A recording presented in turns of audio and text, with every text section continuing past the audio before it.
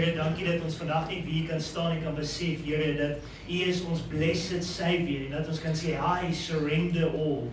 En Here, dit is ons so groot voorreg. Ek kom bid en vra, Here, dat U ons harte stil maak vir U woord en dat ons net U woord kan luister, die boodskap kan luister vandag. En dat ons hier kan uitbeweeg met nuwe krag en nuwe moed. In Jesus naam. Amen.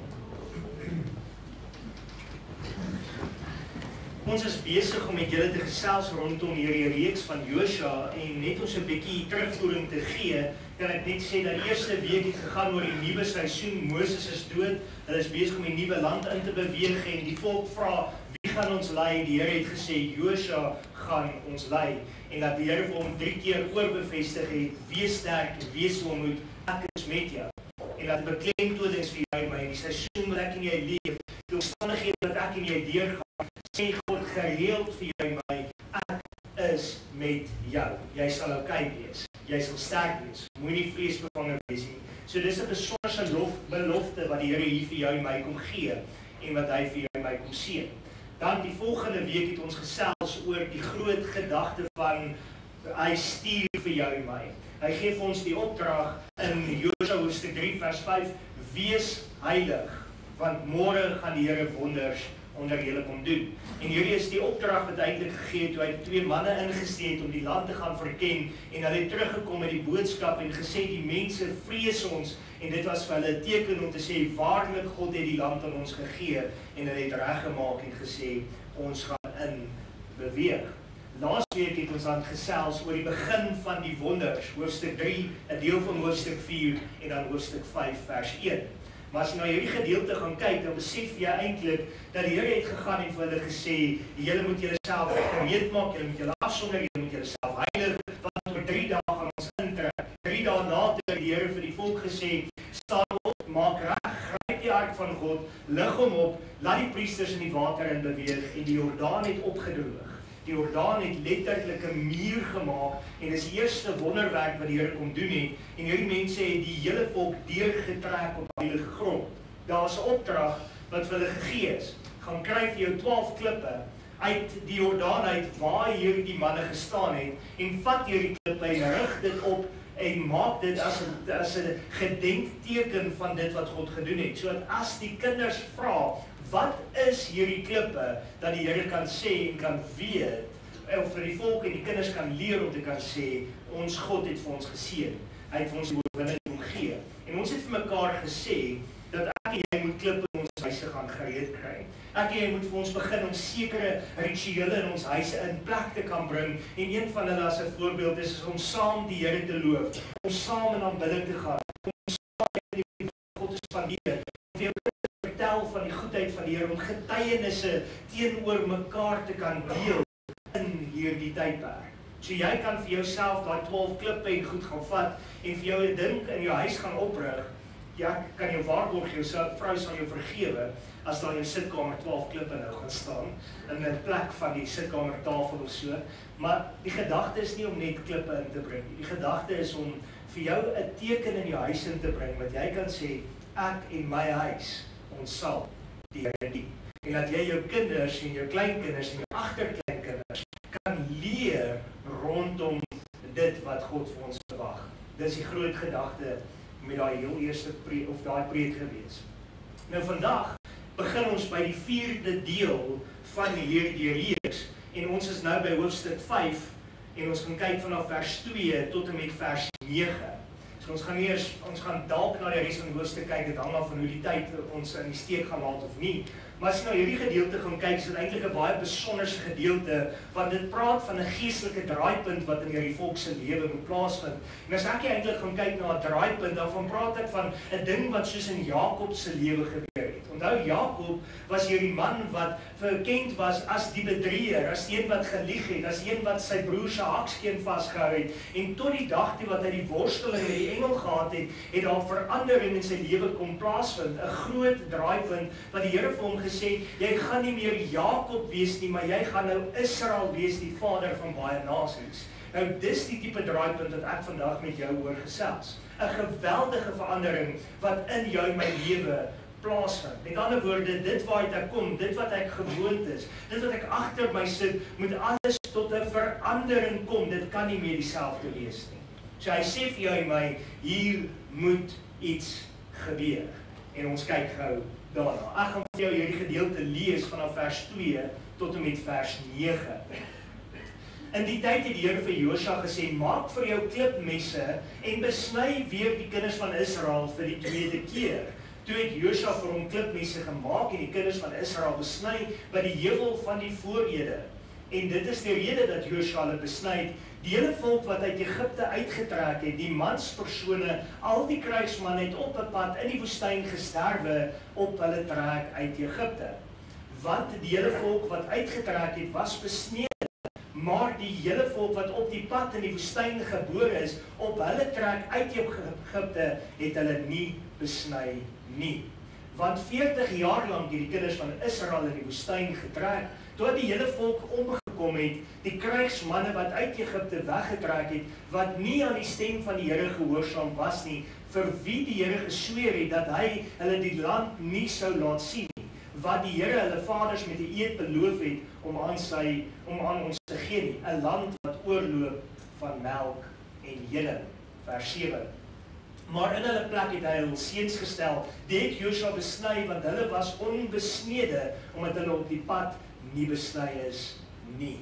En toe die hele volk klaar besny is, het hulle op hul plek in die laar gebly, totdat hulle gesond was. En toe die Here vir Josua gesê, vandag het die smaad van Egipte van hulle afgewendel, daarom het hulle die plek Gilgal genoem tot vandag toe.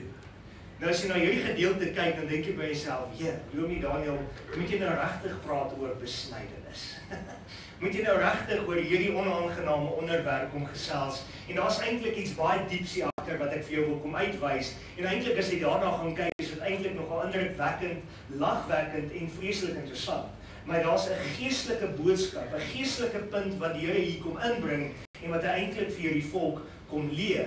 En as jy eintlik daar gaan kyk, dan moet jy nou besef dat hulle het letterlik klaar deur die Jordaan in beweeg. Hulle is in die beloofde land. Hulle is gereed om eintlik oorlog te verklaar. So eintlik is dit 'n gevaarlike plek om vir hulle te kan wees. En ek wil jy moet gou hierdie prentjie net vir jou inskilder. Hierdie mense is die hele volk in die beloofde land, hulle is aan die ander kant van die Jordaan, hulle is daar waar soveel vyande is, wat enige oomblik hulle wil uit die land uit weggee, want hulle wil nie hulle land oorgee aan die Israeliete nie. En hier kom die Here op hierdie oomblik en hy sê vir Josua, maak vir jou mes skerp, besny al die manne. Hulle is kwesbaar. Nou het jy al 'n man beleef met griep of verkoue. Dames, jy kry niks uit ons uitreg, nie waar nie? Kan jy nou imagine, 'n hele volk, almal, van 8-jarige ouderdom af, besny? Dis nag. Dis nag, kan jy hoor die gekerm, die gemounery van die mans. Hulle kan nie opstaan en enigiets vir hulle self doen nie. Dis ongemaklik, dis pynlik, hulle is kwesbaar. Hulle is op 'n plek waar die vyand hulle kan aanval. Hulle is op 'n plek waar die vyande 'n geleentheid kon gryp om te sê, kom ons gaan nou en ons verwoes hierdie mense, want ons sien daar gaan niks aan nie. Dis net 'n klomp vroue wat rondbeweeg, want die manne lê en gaan dood in die tent. Want hulle het bietjie meer as net 'n verkoue. Eina. Die realiteit is, die Here kom en hy kies 'n spesifieke tyd, want hy wil vir hierdie volk iets besonders kom leer. En dis hoekom hy begin in vers 2 met hierdie woord, in die tyd, het die Here vir Josua gesê. Met ander woorde, hy het vir hulle gesê, julle is nou in die beloofde land, julle is nou op die plek wat hy vir hulle beloof het, van Abraham af, van Jakob af, van Isak se tyd af, het hulle die belofte aan vasgehou, dat hulle hierdie beloofde land gaan kry. Nou is die volk in die beloofde land, hulle is op die goeie plek, en die Here kom eintlik en sê vir hulle, nou is die tyd, wat julle dit wat agter julle is, moet agterlaat, en begin fokus op dit wat voor julle is. Jy sien, voor die Jordaan sou vir my en jou 'n logiese plek gewees het om hierdie te doen. Maar voor die Jordaan is hulle nog nie op die plek wat God hulle wil hê nie. Voor die Jordaan is nog die woestyn. Voor die Jordaan is nog die ongehoorsaamheid waaraan die mense bekend gestaan het. Nog die ongehoorsaamheid wanneer die volk vasgehou het. Want die Here het vir hierdie volk gesê van julle kan nie ingaan nie, want julle was ongehoorsaam en dit was van die vorige geslag wat besny was, weggeneem en gesê, julle is nie gereed om in te skuif nie. Dit gaan die volgende geslag wees. En hier kom die Here en sê, dis nou tyd. Die Jordaan is oop, julle het deurgetrek, nou is dit tyd om vir julle te besny. Nou as ek teruggaan in die geskiedenis, dan weet ons dat die besnydenis het eintlik beteken, of was eintlik 'n kenteken gewees van die volk van God. Dit was om te wys dat hulle is deel van die uitverkorevolk, deel van Israel. Dit was 'n ding wat vir hulle besonder eintlik was om te sê, ek is anders as die res van die wêreld. Dit was eintlik 'n simbool van heiligheid rondom die volk van Israel gewees. So dink nou gou mooi, as jy nou hierdie beeld gaan kyk van besnydenis, dan sien jy, die Here kom en sê, dis nou tyd Josua, beweeg nou vorentoe, heilig julle, sny die ou verhoor af, en set jouself 'n paad, sodat jy die volk vorentoe kan vat. Ek en jy moet in ander woorde op 'n plek kom, voordat ons kan gebruik word by God, moet ek nie eers op 'n plek wees waar die Here vir ons kan sê, wees kwesbaar. Wees op 'n plek waar jy seer kan kry. Wees op 'n plek waar iemand jou te na kan kom. Wees op 'n plek waar iemand jou met 'n klip kan gooi. Wees kwesbaar. Hoekom? Want dis wanneer God werk, dis wanneer ek en jy besef, ons is afhanklik van God. Dis wanneer ek en jy op daai plek kan wees en kan weet, my Here, ek kan nie op my krag nie, maar nou is ek afhanklik, want dis net U wat my kan veilig hou. Dis net U wat my kan krag gee. Dis net U wat my kan oprig. Jy het al baie keer gewonder, Here, hoekom laat U toe dat daar 'n siekbed moet wees? Here, hoekom laat U toe dat ek 'n verkoue moet kry? Here, hoekom laat U toe dat ek deur hierdie stryd moet gaan? Hoekom? Want die Here kom en sê, ek moet jou swak maak sodat ek deur jou kan werk. En dis nie altyd 'n lekker plek nie. Kyk verder. In die tyd het die Here vir Josua gesê, maak vir jou klipmesse en besny weer die kinders van Israel vir die tweede keer. Vir die tweede keer. Nou beteken jy moet vir 'n tweede keer besny word? Nee. Dit wys terug vir ons dat die eerste besnydenis het eintlik niks beteken nie. Want 'n daad wat jy doen, 'n simbool wat jy inrig sonder geloof en aksie te plaas is niks nie. Om 'n kruis te hang, maar om 'n lewe te hê wat nie veranderd is nie, gaan daai kruis om jou nek vir jou niks beteken nie. Dis hoekom dit so belangrik is dat hy hier vir die volk eintlik 'n beklemtoning maak om te sê, die vorige volk, die vorige generasie, die vorige mense was in ongehoorsaamheid, daarom was hulle weerhou, daarom was hulle 40 jaar lank binne die woestyn vasgeklou. Hulle was nie reg nie, maar die volk wat nou hier is, Josua, is reg. En hulle moet nou hulself gereed kry om voor te kan beweeg. Hulle moet Josua is nie 'n dokter nie. Josua het geen mediese agtergrond nie. Josua het geen mediese kennis nie. En die Here sê vir Josua, maak vir jou klipmesse skerp en besny die volk. Arme Josua moes duisende mense sny. Geen agtergrond nie, geen kennis nie. Nou dink jy so daaraan, daar bestaan nie sanitizers nie. Daar bestaan nie surgical spirits nie. Daar bestaan nie 'n skoon gladde teater en wat netjies is en alles in plek is nie. Dis in die wildernis, dis in die stof, dis met 'n klipmes. Die kanse vir infeksie is hoog. Die kanse vir 'n hele volk se man om almal uitgewis te word as iets wat gegaan het, is enorm groot. Maar dis juist God wat sê, vertrou my. Vertrou my. Ek en jy vandag wil staat maak op medisyne. Ons wil staat maak op al die tegnologie en goed wat daar is. Maar Josua kom sonder enige agtergrond, net met die woord van God wat vir hom sê, maak vir jou messe skerp. En wat doen hy? Vers 3. Toe het Josua vir hom klipmesse gemaak en die kinders van Israel besny by die heuwel van die voorhede. Met ander woorde, dadelik is hy gehoorsaam, dadelik sê hy, dis reg Here, geen probleem nie, ek doen dit nou, geen twyfel nie. Ek sal nog 'n dag rondloop en sê, Here, maar ek wil nie aan ander manne vat nie, veral nie daar nie. Here, ek wil nie aan 'n ander man besny. Here, ek wil nie self besny word nie. Here, dis seer. Here, nee, wag, is daar nie 'n ander manier nie. Here, ek sal my pinkie afkap. Ek sal hom brand, ek sal hom vir jou gee, Here. Maar God sê, gee vir my. Joshua sê, yes, Lord. Nou wat vir my verstommend is, daar moes seker hoe lank gepraat word met hierdie ouens om hulle te oortuig en te sê, God sê, doen dit.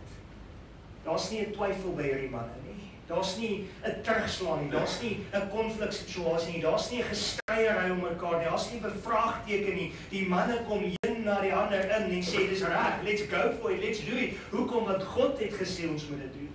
En hulle is almal gehoorsaam en hulle sê yes, Lord.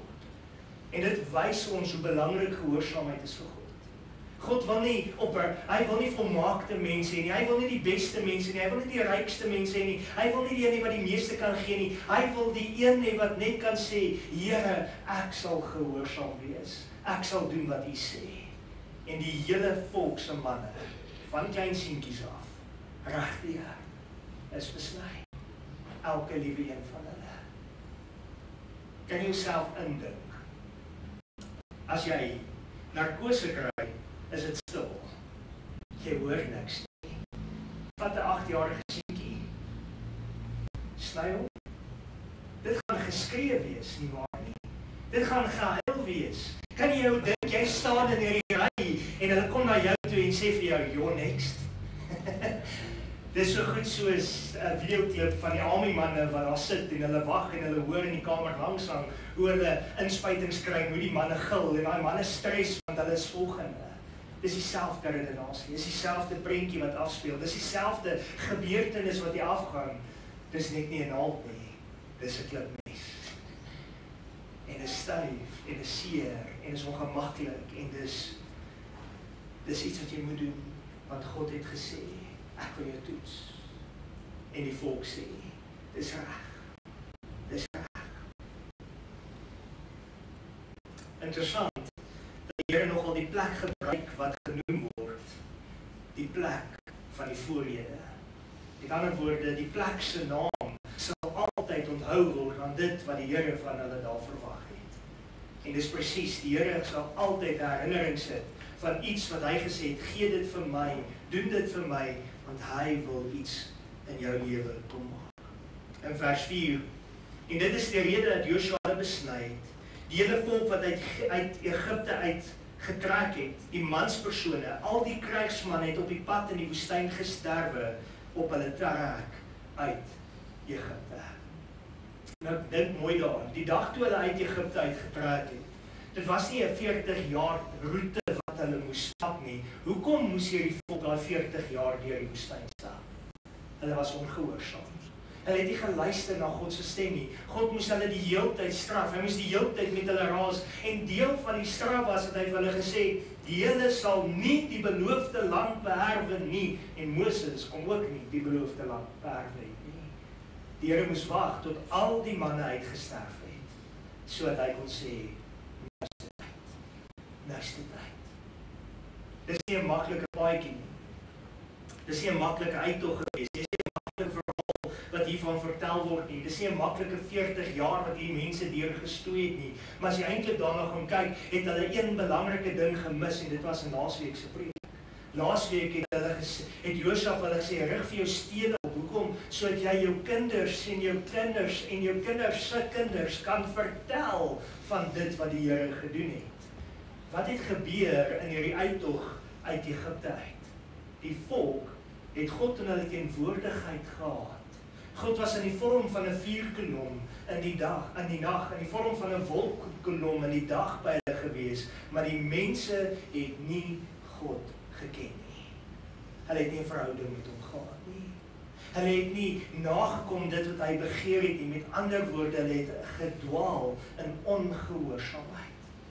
En hier let ek en jy vandag op hierdie groot ding, wat die Here vir jou en my kom sê, as jy gaan leef en aanhou leef in ongehoorsaamheid, gaan daar 'n tyd kom, 'n plek kom wat hy vir jou gaan sê, nee Daniel, jy kan nie inkom nie. Die beloofde land is nie vir jou nie, want jy het nie gestap in gehoorsaamheid nie. Wat is dit wat die Here met jou oor praat? Wat is dit wat daar in jou hart al stoei vir so lank, wat die Here al hoeveel keer vir jou gesê het, maak klaar met hierdie ding, kry dit tot 'n einde, sit dit eenkant, gooi dit uit jou lewe uit, draai weg van dit af, want dit is presies wat hier moet gebeur. Jy kan nie meer vashou aan Egipte nie, jy kan nie meer vashou aan die woestyn nie, jy kan nie meer vashou aan die manna wat geval het nie, jy moet nou begin om te leef uit die land wat God vir jou gegee het. En die eerste punt is, besny, wees gehoorsaam. Vers 5. Want die hele volk wat uit Egipte getrek het, wat was besnede, maar die hele volk wat op die pad in die woestyn gebore is, op hulle trek uit Egipte, het hulle nie besny nie. Die Here het vir hulle eintlik 'n eenvoudige opdrag gegee en gesê, dis een van die kenmerke van die volk van Israel. Dis een van die goede waarin hulle bekend gaan wees, deur die feit dat hulle besny is. Wat het gebeur? Net die eerste groepie is besny. Die res het deurgetrek vir 40 jaar lank en hulle het in ongehoorsaamheid geleef. Nie besef dat God vir hulle opdrag gegee het nie. Nie besef dat God vir hulle gesê het, jy moet anders wees nie. En die teken wat God vir hulle gevra het hulle nie gedoen nie. Nie gevolg nie. Vers 6. Want 40 jaar lank het die kinders van Israel in die woestyn getrek, toe die hele volk omgekom het, die krygsmanne wat uit Egipte weggetrek het, wat nie aan die stem van die Here gehoorsaam was nie. Sien, hier kom die Here en hy sê vir ons weer beklemtoning, wees gehoorsaam. Volg my, luister. Paulus het dit baie mooi gesê, in Engels stel hy dit so, hy sê, imitate me as I imitate Christ. Volg my soos ek Christus volg. Dis die bottom line. Dis wat God van jou en my verwag. Dis 'n eenvoudige ding. Nie al die ander dinge wat ons aan dink baie keer nie. Ons kan hom praise en worship en ons kan dans en ons kan juig en ons kan by elke kerkdiens en elke ding wees. Maar as ons hart nie daar is nie en ons is nie gehoorsaam aan God nie, dan beteken godsdienst vir niks. Dit gaan oor 'n hartsverhouding met God. En dis wat hy hier beklemtoon en sê, hierdie manne, elke een van hulle was nie gehoorsaam nie. En hulle het vir die Here gesweer dat hulle die land nie sou laat sien, of die Here hulle vaders met 'n eed beloof het om aan ons te gee nie. 'n Land wat oorloop van melk en honing. Kan jy jou indink? Onthou, hulle het al die land voorheen gaan verken. Hulle het al gehoor van wat alles is daar. Moses het uit daai land uit teruggekom. Daar was baie stories wat gehardloop het van die land van melk en honing, van die grootheid van die vrugte, van die seën wat daarop rus. En hier kry hulle hierdie harde boodskap wat die Here vir hulle sê, nee, julle verdien dit nie. Jy's nie waardig om in te gaan nie. Jy's nie gereed om in te gaan nie. Kan jy jou indink die skok en die seer wat op hierdie mense is? Ons in die Nuwe Testament verduidelik van die 10 maagde, 5 wat gereed is, 5 wat se olielampe vol is, 5 wat nie gereed is nie, en 5 wat se olielampe leeg is, en die bruidegom kom, die bruid kom haal, en sê hy 5, gee vir ons van die hele olie, sodat ons kan gaan om ons bruidegom te ontmoet, en hulle sê, nee, gaan na die handelaars en koop julle eie olie, en hulle het opgestaan, en hulle het olie gaan koop, en toe hulle uiteindelik by die onthaal aankom, toe klop daai 5 by die deur, en die Here maak die deur op, en sê vir hulle, gaan weg van my, want ek het moet geken. Dis hoe gevaarlik dit is, om in ongehoorsaamheid te leef. Ek en jy dink by onsself, ag, dis okay, die hele wêreld doen dit, nie almal is perfek nie, maar die Here het nie gevra vir perfektheid nie, hy het gevra vir opregtheid, en hy het gevra vir gehoorsaamheid. That's it. Ek en jy moet dit vir hom kom gee. Anders te gaan hy vir jou sê, my kind, ek het jou nie geken nie. Gaan weg. Vers 7. Maar in hulle plek het hy al seuns gestel. Die het Josua besny, want hulle was onbesnede, omdat hulle op die pad nie besny is nie. Met die groot amazing ding wat hier vir my uitkom is, hier's 'n generasie wat ongehoorsaam was. Hier was 'n generasie wat nie gedoen het wat hulle moes doen nie. 'n Generasie wat fout gemaak het en sê, Here, hy het nie gesê, nou gooi ek Israel weg en jy is gemors en hy sal nooit wat Israel intrek nie. Nee, hy kom en sê vir hulle, gee vir die volgende generasie 'n tweede kans. 'n tweede kans om gee vir hierdie kinders wat gebore is, 'n tweede kans om gee vir die nuwe geslag wat ingekom het en sê vir hulle, julle vaders het droog gemaak, julle vaders was ongehoorsaam, julle vaders kon nie ingaan nie, maar ek is bereid dat julle kan ingaan. Ek vra julle net, kies vandag wie hy wil dien. Ek en my huis, ons sal die Here dien. Ek en my huis, ons sal die Here dien. Ek en jy maak baie keer foute. Ek en jy maak baie keer droog in ons eie kinders se lewens. Ons kan kwaad word, ons kan geïrriteerd raak, ons kan dinge sê, ons kan buiterig raak teenoor mense, ons kan soveel skade maak dat mense sê, as dit 'n kind van God is, wil ek niks daarmee uitwaai nie. But guess what? Al maak ons so droog, 'n babietjie wat vandag gebore word, kom sê die Here, jou ouers het droog gemaak, maar my genade is vir jou genoeg. En hy skenk daai genade aan daai volgende kind, aan daai volgende geslag. Die Here het nog nooit gekom op 'n plek en gesê, hy gaan die mense nou totaal verwoes, want hulle het nie geluister nie. In Noag se tyd was die wêreld so ongehoorsaam geweest, dat die Here gegaan het en hy het een man gevind wat naby aan God was en gesê, ek sal die mensdom spaar as gevolg van een. En hy hom en sy kinders gespaar en vir die mensdom weer kans gegee. En na dit was die mense weer boos, nadat het die mense weer droog gemaak, nadat het die mense weer in sonde geval en weer in ongehoorsaamheid geleef. En wat het God gedoen? Hy het gesê, geen offer, geen prys, geen ritueel wat deur die mense ken, sal die prys kan betaal nie. Ek stuur my eniggebore seun, sodat ek in ewige lewe kan hê. Hy gee vir ons weer kans. Hy gee ons weer geleentheid. En dit beklemtoon nie die feit dat ek en jy vandag kan sê, "Sjoe, ek het baie geleenthede en ek het baie genade en ek het baie hoop en ek kan maar net droog maak en ek kan maar net aangaan met alles wat ek normaal mag nie." Nee, die Here kom op weer die plek en hy sê vir ons, Daniel, hier is vir jou 'n kans. Moet dit nie opmors nie. Want as Daniel glo weet dit opmors, gaan dit eers Josh en Andries wees wat dit kan geniet en Josan en nie ek nie. Ek wil nie graag hê hulle moet voor my uitgaan die koninkryk van God en ek dit mis nie. Ek wil hemel toe gaan eendag en ek wil daar bo kom en die Here moet vir my kan sê, mooi so getrou seun, jy het die geloof behou, jy het die wet toegestry, jy het dit voleindig, jy het klaar gemaak. Ek wil eendag daar bo kan staan en as Josh en Luzaan en ander sal kom, hulle kan met oop arms kan ontvang en sê, well done, want dis wat 'n nalatenskap moet wees. En dit begin by gehoorsaamheid. Is jy bereid om te luister na die stem van God? Vers 8. En toe die hele volk klaar besny is, het hulle op 'n plek in die laar gebly, totdat hulle gesond word. Nou hierdie is my verskoning vir enige virus of verkoue wat ek ooit weer gaan hê in my lewe. So min van julle moet mooi luister. As ek siek word, dan moet ek op my plekke bly, tot ek gesond is. Die hele volk was kwesbaar. Die hele volk van die manne is besny en was in pyn. En die hele volk moes op 'n plek kom wat hulle gesê het, Here, as daar nou oorlog is ons dood. Ek vertrou U alleen. Ek vertrou U om my te red.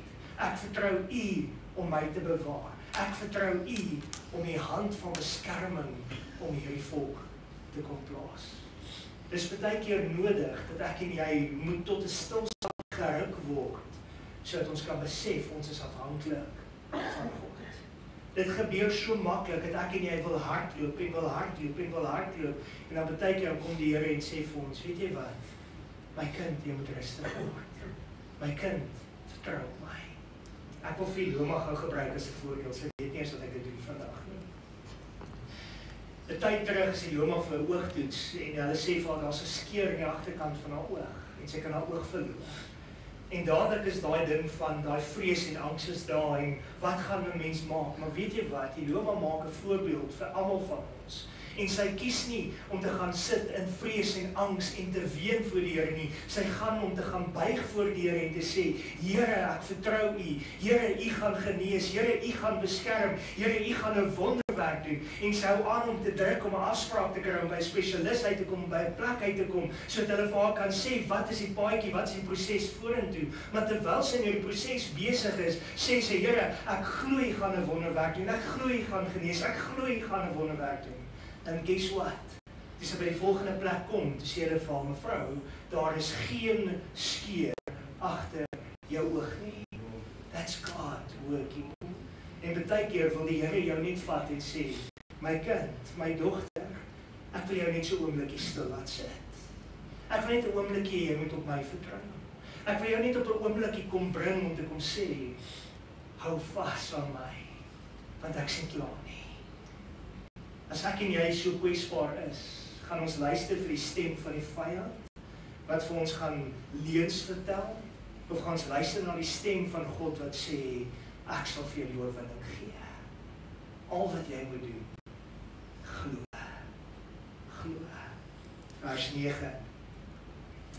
Toe het die Here vir Josua gesê, vandag het ek die smaad van Egipte van julle afgewendel. Daarom het hulle die plek Gilgal genoem tot vandag toe.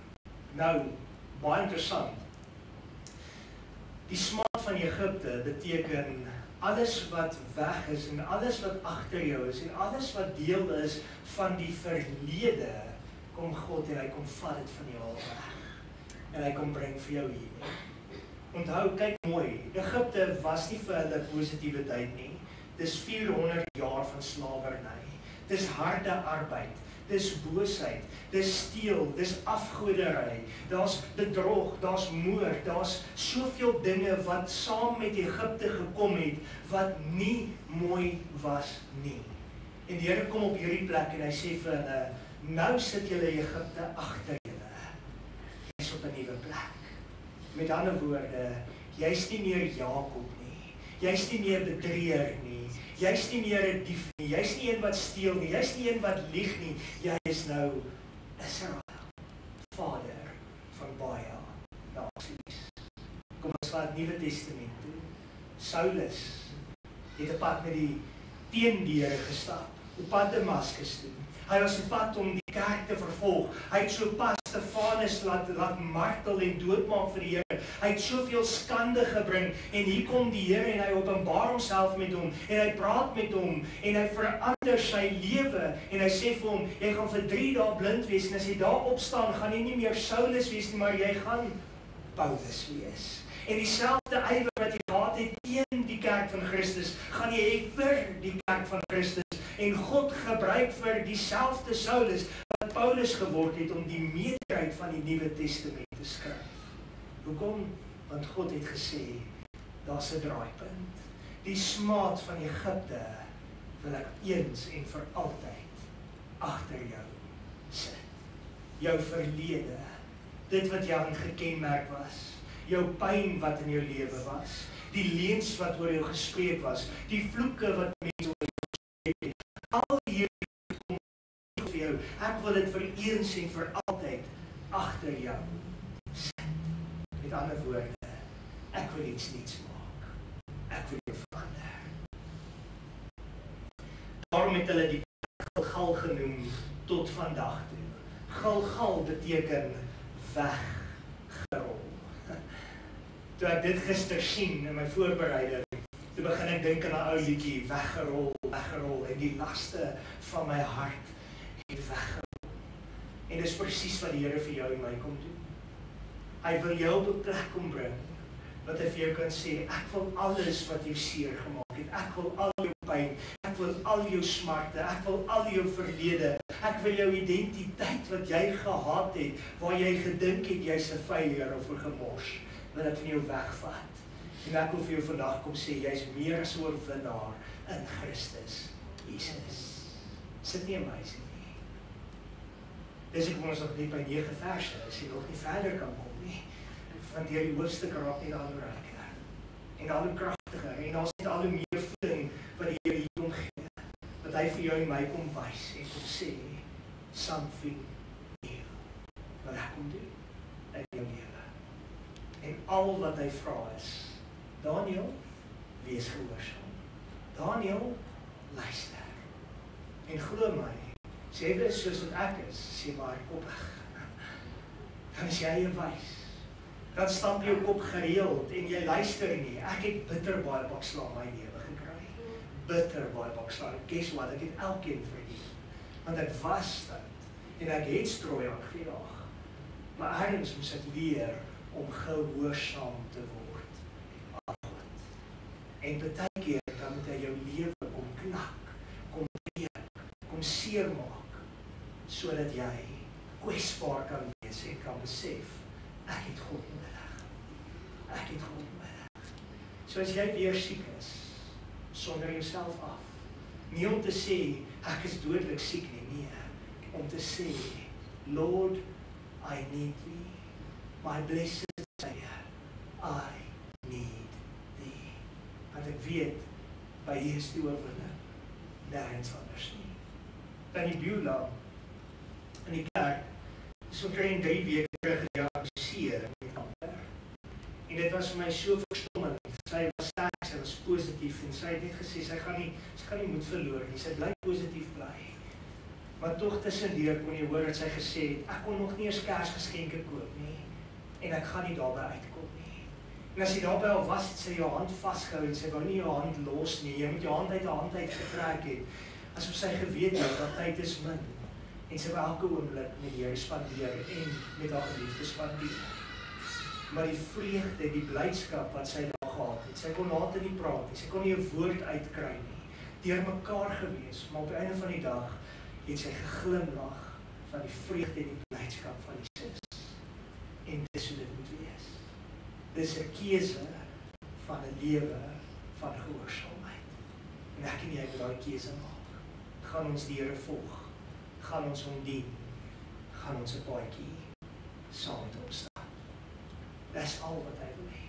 Dis al wat hy van jou en my verwag. As jy verder gaan kyk na hierdie gedeelte, is dit eintlik net baie interessant, want hy sê terwyl die kinders van Israel by Gilgal die 14de dag van die maand in die aand in die vlaktes van Jerigo, en hulle het die dag na die Pasga van die opbrengs van die land geëet, ongesuurde brood en gebraaide koring daardie selfde dag. Eerste ding wat hulle doen, nadat die manne gesond is, hulle het nie gaan hardloop en wapens regkry en sê kom ons veg nie, hulle gaan hou die Pasga, die maaltyd van die Here, die nagmaal om God te kom vier. Is dit nie amazing nie? Hulle hou die Pasga en daarna eet hulle die opbrengs van die land. Daarna stop die Here die manna wat uit die hemel uitgeval het. En hy sê vir hulle, julle het die beloofde land ingekom. Nou kan julle eet, nou kan julle geniet dit wat die land vir jou kom gee. Jy sien, voordat jy in kan beweeg op die plek van vreugde en blydskap, is daar 'n proses wat jy moes deurgaan. En dit is nie altyd 'n maklike proses nie. Is jy bereid om die proses met God te stap? Vers 13. En terwyl Josua by die Jerigo was, slaan hy sy oë op en kyk, en daar staan 'n man teenoor hom met 'n ontblote swaard in sy hand. En Josua het hom gegaan en hom gevra, behoort hy by ons of by ons vyande? Toe ek dadelik hierdie sien toe dog ek, joh, wat gaan aan in Josua se gemoed? Want hy's nou net besny, hy's nou net deur die genesingstydperk, dis dalk nog bietjie ongemaklik en ewe skielik sien 'n man met 'n swaard en die man is gereed om te kom veg en Josua gaan na hom toe en sê, is jy van ons of is jy vyand? En hy wil regmaak, wat nou? En die man sê vir hom, nee, maar ek is die leerowerste van die Here. Ek het nou gekom, toe val Josua met 'n aangesig op die grond en buig hom neer en vra hom, wat wil my Heer aan sy dienskneg sê? Weereens gehoorsaamheid. As die Here na jou toe kom, moenie veg nie. Vra vir hom, wat wil U vir my sê? Toe sê die leerowerste van die Heer vir Josua, trek jou skoene van jou voete af, want die plek waarop jy staan is heilig. En Josua het so gedoen. Die einde van hoofstuk 5. Die plek wat jy op staan is heilig.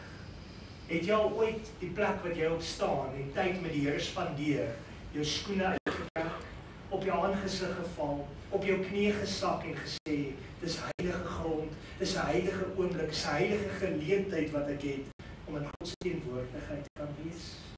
Of vat ons dit maar net as 'n oomblik en sê, ag, dankie tog, ek is so bly ek kan bid en ek kan leef en ek gaan maar net aan. Ek wil vir jou beklemtoon vandag, maak tyd en sonder die tyd af as heilige oomblikke met God en dien hom in gehoorsaamheid. En jy sal nie spyt wees nie. Kom ons bid saam. Here, dankie vir die woord. Dankie dat dit wat ons vandag kan sê en na gekyk het is niks anders as die suiwer woord van God nie. Here, dit gaan nie oor ons nie, maar dit gaan oor U. En die woord is ons rigtingaanwyser wat U ons kom gee het, sodat ons nader aan U kan beweeg, sodat ons U eer en glorie kan bring. En daarom kom bid ek en vra Here, alhoewel dit nie vir ons verplig is om besny te word nie, is daar wel goed wat U gesê het dat ons moet afsny, goed wat ons moet weg laat rol van ons af, sodat ons heilig kan wees, rein kan wees, anders kan wees as die wêreld. En daarom kom bid ek en vra Here, dat U ons elkeen sal help, dat ons U sal dien in gehoorsaamheid, dat ons U sal volg en dat ons U sal behaag. Ek kom bid en vra Here in hierdie Kersseisoen, hierdie week voor Kersfees, dat ons in beweging regmaak vir die feesviering en saam kuier en saam gesinne tyd spandeer, dat ons tyd sal maak om vir hulle te sê, weet julle waaroor gaan dit werklik? Die verlosser, die saligmaker, die redder wat vir ons gebore is. Ons loof U en ons prys U daarvoor in Jesus naam. Amen.